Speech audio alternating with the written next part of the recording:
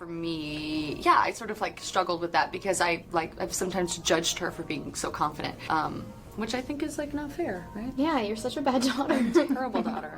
Hey there, it's Madison. Buckle up because the wild ride around It Ends With Us just got way juicier. And I don't say that lightly. We're talking explosive phone calls, jaw-dropping courtroom showdowns, and yes, Blake Lively losing her cool in a way nobody saw coming. If you thought the behind-the-scenes scuffle between Lively and Justin Baldoni was just another Hollywood squabble over comedic timing or how many designer gowns to cram into a script, guess again. The saga's bigger than a summer blockbuster, and rumor has it a single phone call blew this legal circus wide open. But before we unravel the meltdown moment that's left fans shook, do me a huge favor. Smash that like button harder than I smashed my dignity making this video. Subscribe if you want weekly proof that adulthood is just pretending to know how to do laundry. All set? Good. Let's dive in. First things first, how do we get here? Let's rewind for just a second. When the powers that be in Hollywood announced a film adaptation of the bestseller novel It Ends With Us, fans practically levitated with excitement. Justin Baldoni, known for heartfelt storytelling and tearjerker flair, seemed like the perfect director to do justice to a novel that's basically an emotional roller coaster. Then came the big bombshell. Blake Lively was cast in a lead role, presumably set to inject comedic sparkle, red carpet style, and a pinch of dramatic chops that fans believed would keep the novel's spirit intact. At the time, everything looked downright magical, like a pastel-hued rom-com poster. Cue the hush, hush, hush. Word began to circulate among the production crew that maybe Lively wanted more comedic bits and glitz than the novel's raw emotional arc might suggest. Meanwhile, Baldoni was rumored to be encouraging a deeper, more authentic approach in line with the book's themes of personal growth and heartbreak. That's the creative friction level we usually see in Tinseltown. Until, out of nowhere, Lively fired off a public complaint that she'd been sidelined. She said people pushed her into comedic angles that basically overshadowed the novel's heavier topics. Mic dropped, or so we thought. Then, just as we were picking our jaws up off the floor, Justin Baldoni clapped back hard. He slapped a defamation claim rumored to be worth hundreds of millions. She said, just read it, because I was looking for movies that could be commercial and speak to the human experience. And were you reading romance novels? And I had never read a romance novel. Never? And she said, just trust me, read it. So I read it, and by the end of the book, I couldn't even read the text on the page because I was crying so much. My wife was in bed next to me, and she's, that snot coming out of my nose. And then find my way back to center. That is one thing I can assure you of. And I'm sorry I made you feel that way. That must have felt terrible. And I will for sure do better. That was not my best weekend, and I should have given it more time. And damn right, you got great friends if that's how you felt and they knew that. And you should all have friends like that, aside from the fact that they're two of the most creative people on the planet. The three of you guys together is unbelievable. Talk about energy, just a force, all three of you. But I just wanted you to know that I didn't need that, because it's really good and it's going to make the movie sing like you said, and I'm excited to go through the whole movie with you. I'm just excited to spend time with you. I'm excited to be in your sphere and your presence, and for us to share creative juices together, although that sounds terrible. I think you and I have been trying to build a relationship, which I think we've done successfully. I mean, here we are. Because who says petty drama can also be big money? The moment Baldoni went legal, Hollywood watchers did a collective spit take. We're talking about a guy who built a brand on compassion and oh-so-moving stories, but now he was swinging for the fences with a lawsuit the size of a Marvel movie budget. If that bombshell wasn't enough, fresh rumors that Lively or possibly her squad had tried to manipulate evidence started circulating in the blogosphere. Yes, you heard that right. Fabricating documents, planting them, or maybe rearranging them to look like Justin was the one imposing comedic shenanigans. Because apparently in the 2020s, if you can't win the argument, you can just conjure up proof out of thin air, right? Into the rumor that some timestamps didn't add up, that certain documents had contradictory references to comedic changes, and oh yes, it might all be part of a grand scheme to ruin Baldoni's reputation. If that's not dramatic enough, fans also discovered we could be dealing with half the cast's text messages in open court. People online were picking sides, hashtag swirling, Team Baldoni if you believe Justin was a saint undone by unscrupulous trickery, or Team Blake if you were convinced she'd been steamrolled by big studio heads and forced to be comedic. By this this point, folks, we were living for the drama. Now, let's talk about the moment that took this from spicy rumor to Hollywood meltdown. We arrive at a hearing meant to iron out some trial scheduling and discovery deadlines.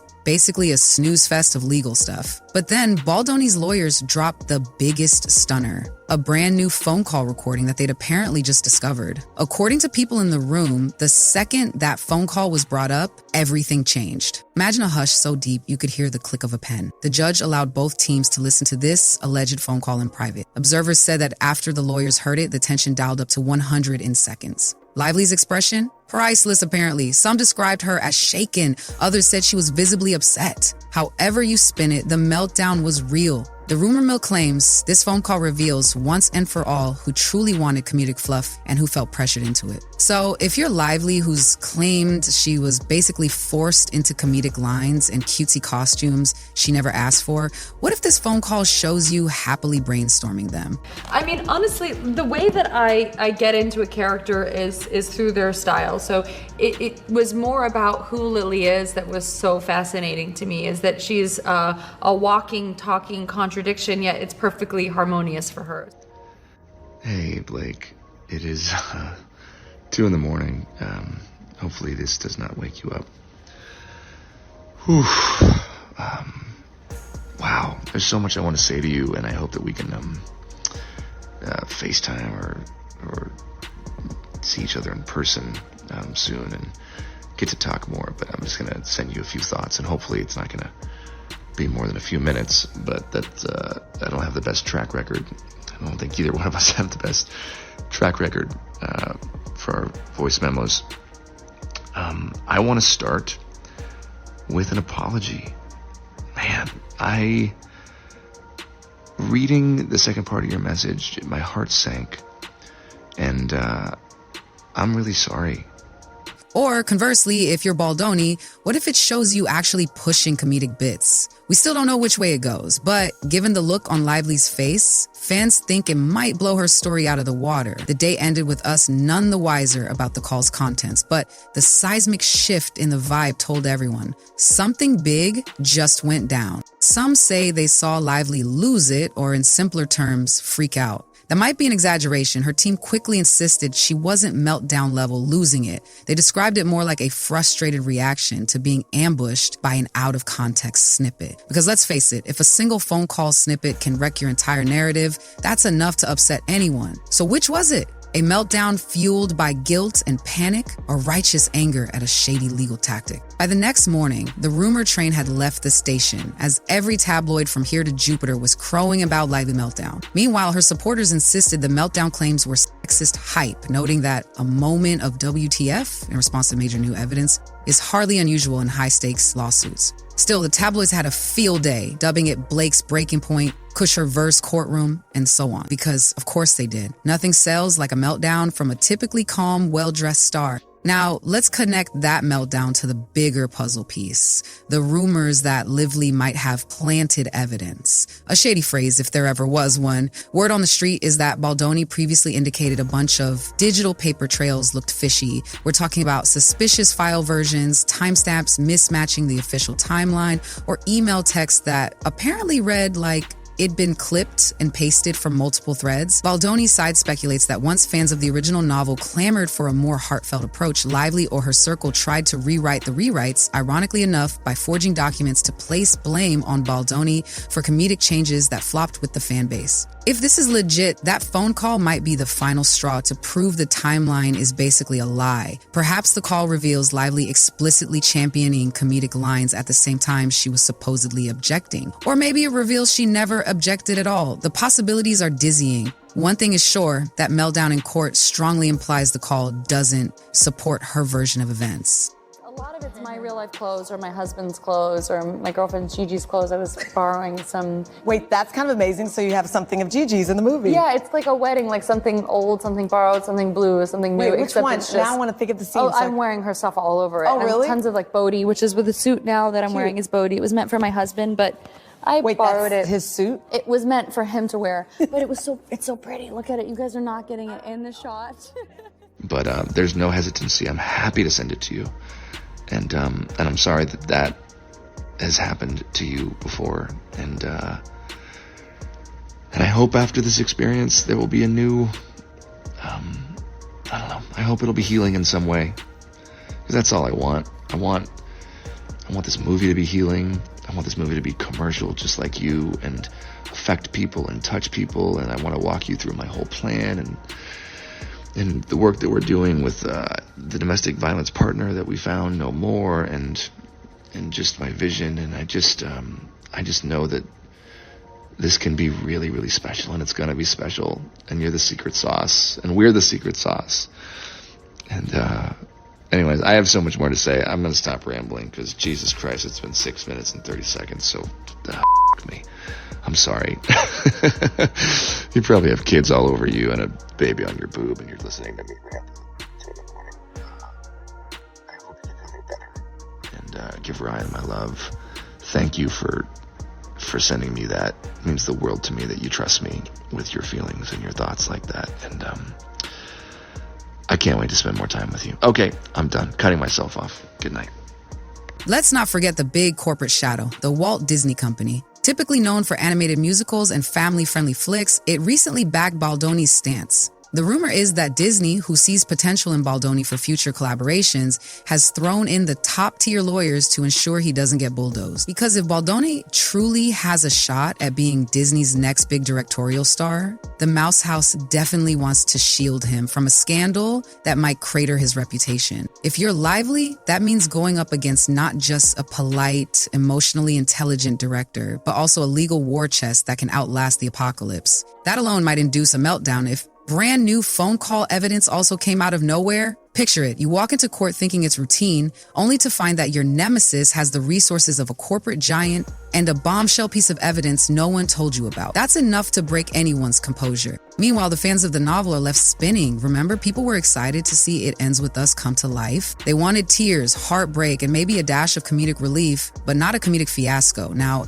instead of focusing on how the adaptation might capture the raw, emotional essence of the book, everyone's glued to gossip about comedic insertions, faux emails, and meltdown moments. The fans have basically broken into two warring tribes. Team Blake, who says she's the victim of a controlling production that wanted a hollow version of the story, and Team Baldoni, who believes everything comedic came from Lively's vision until she realized fans hated it. So now she's spinning yarns to look like a victim. So let's talk about this phone call. How exactly did it land in Baldoni's lap? The conspiracy-minded folks out there suspect an ex-employee or a jilted collaborator, maybe a production staffer who recorded a Zoom session or phone conversation for continuity reasons, as they sometimes do with big projects. Because guess what? Hollywood folks love archiving everything. The second they realized it contradicted Lively's official statements, they offered it up to Baldoni's lawyers on a silver platter.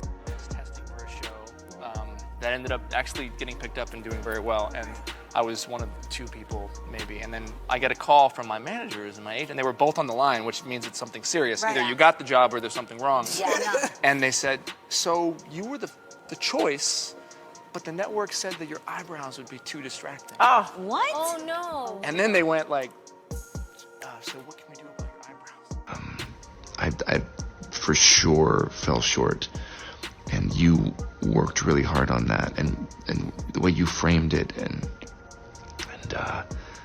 how that made you feel. I just want to say thank you for sharing that with me. That takes a lot of trust and vulnerability, and I feel really grateful that you feel safe enough to tell me that that's how you feel and share that with me.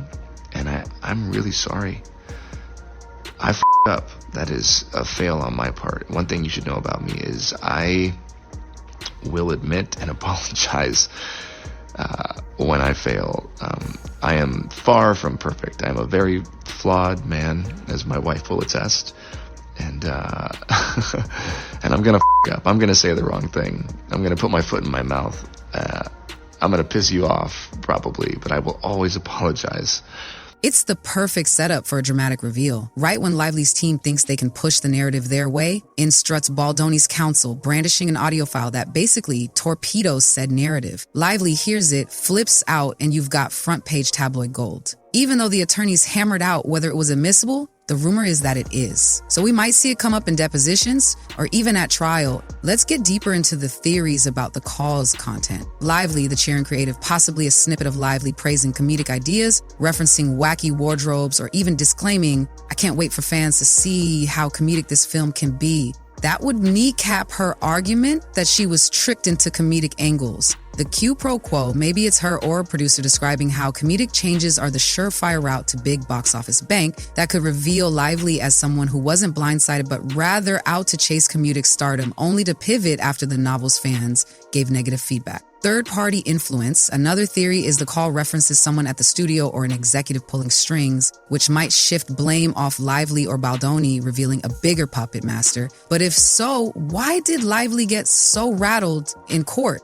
A bake-off of contradictions. Possibly the call is a comedic meltdown with Lively disclaiming everything comedic was forced while the other voice sets the record straight. If so, that could be catastrophic for her case. It's no secret Blake Lively is typically cool as a cucumber on talk shows, red carpets, and magazine covers. But these allegations, plus that meltdown moment, might tarnish her brand if the phone call truly lays bare contradictions. She staked her claim on the argument that comedic/fashion-forward decisions were forced upon her. If evidence suggests she was the ringleader, that's a tough hill to climb. Combine that with the talk of doctored documents, and we might see a reputational freefall. Per defenders claim, we're seeing a star crushed under studio pressure. They propose that early phone calls or comedic brainstorming can't overshadow the fact the final film turned out reportedly 80% comedic fluff. So maybe Lively's meltdown was just an actress exasperated by being hammered with selective evidence that doesn't reflect real context.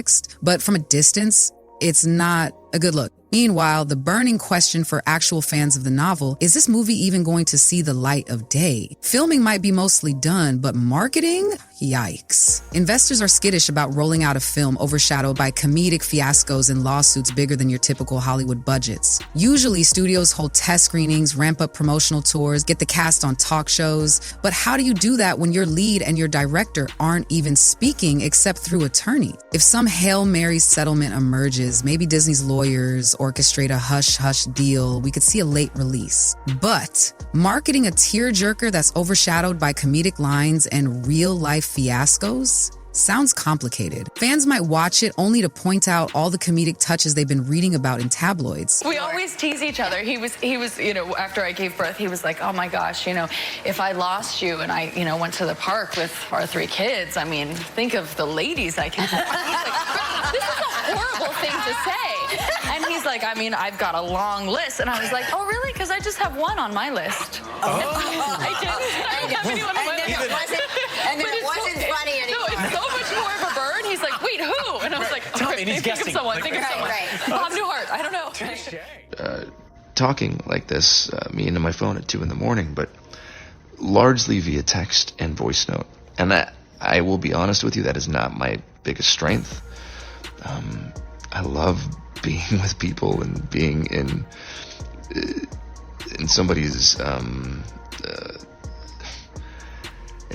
space and being face to face, and I feel like that's where I excel, and definitely fallen short at times in our text and voice note exchanges because there's so much to communicate and there's so much happening, and all that to say, I'm just really looking forward to spending time together, and I think that's going to really go a long way for our chemistry, which I believe is there.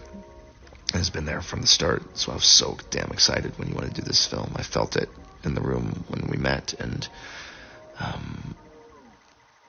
think it does come from the both of us being hardworking and having a vision and not settling.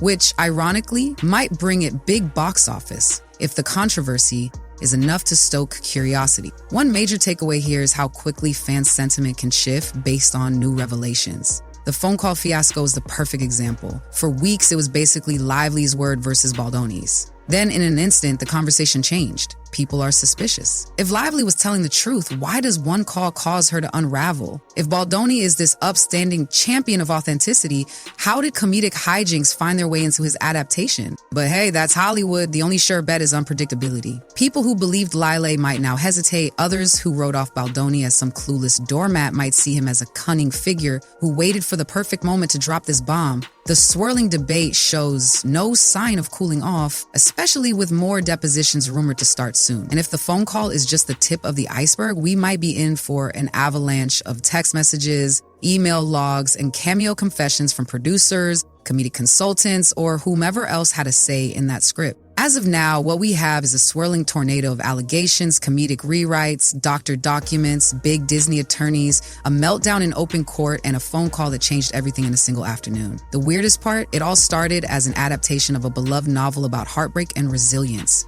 If anything, the off-screen drama has overshadowed the entire premise. But that's modern Hollywood for you. A place where heartfelt stories can be overtaken by epic real-life feuds. Will Lively manage to bounce back, clarifying her meltdown as righteous fury over out-of-context audio? Or will the phone call prove she's spent months spinning a narrative that doesn't align with reality? And does Baldoni truly hold the moral high ground? Or has he just outplayed Lively at her own PR game? We may not know until the next round of leaks, official statements, or maybe a trial. If you're a drama junkie like me, you'll be glued to every tweet and every headline. No matter who emerges victorious, the meltdown in that courtroom is sure to be a moment that Hollywood gossips rehash for years. Because if you can't count on Tinseltown for massive plot twists, what can you count on? All right, my lovely drama fam, thanks for tuning in. If you found this as wild as I did, like, share, and subscribe so you never miss the next scandal. Because in an industry that lives for spectacle, rest assured there's always a fresh bombshell around the corner. Stay messy, stay blessed, and I'll catch you in the next meltdown.